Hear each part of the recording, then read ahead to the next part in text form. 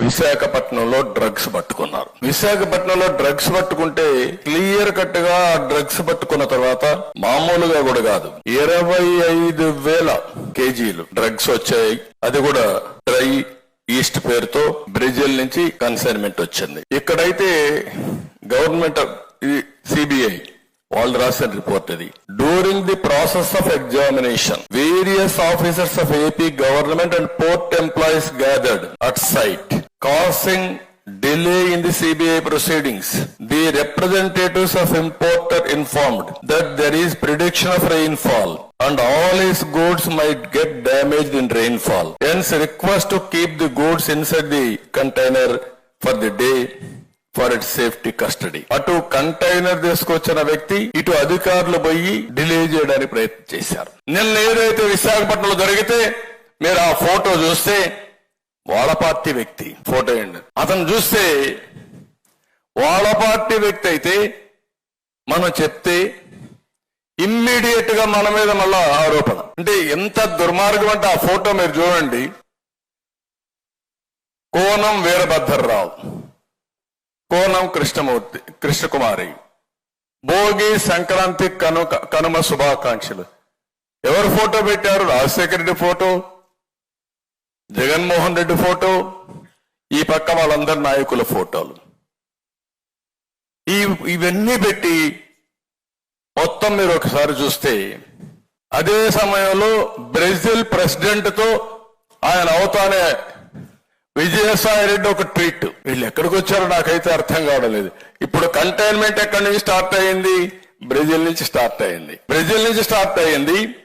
వైఎస్ఆర్ కాంగ్రెస్ నాయకుడు ఈ స్టేట్మెంట్ చూడండి. క్లియర్ గా congratulations to Luiz Inacio Lula da Silva on being elected as the new president of Brazil, hoping that the new government will strengthen democracy in the country and put an end to years of decisive administration. Brazil president తో connection ఉంది. గొప్ప నాయకుడు కదా ఆయన, ప్రధానమంత్రి స్థాయి వ్యక్తి ఇతను కాదు, ఇంటర్నేషనల్ మాఫియా. అదే వీళ్ళు చేసే పని. ఆయన నిన్న స్టేట్మెంట్ ఇస్తాడు, నాకు పురంధేశ్వరి రిలేటివ్ అంట, నాకు సంబంధాలంట.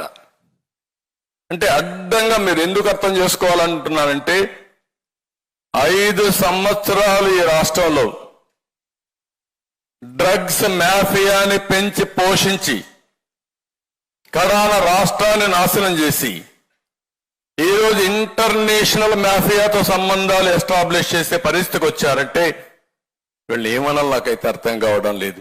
అబద్ధాలు అన్నది ఏ స్థాయిలోకి వెళ్ళిపోయాయనంటే ఎన్నికలు వచ్చేసరికి మీరే చూస్తా ఉన్నారు. కొన్ని వారాల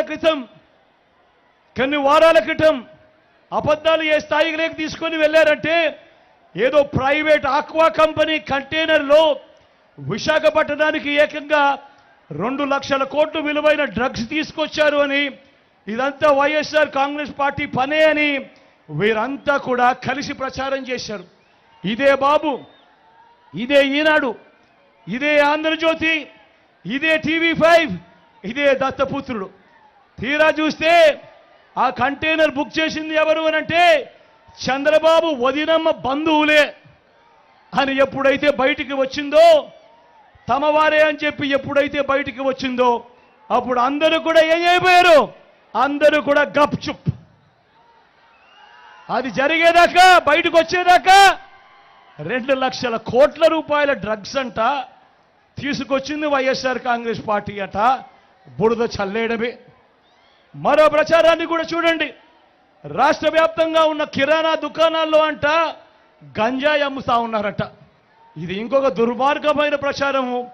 చంద్రబాబు నాయుడు దత్తపుత్రుడు ఎంత సంస్కారహీనంగా, పరమ దుర్మార్గంగా మాట్లాడుతూ ఉన్నారు అన్న దానికి నిదర్శనం.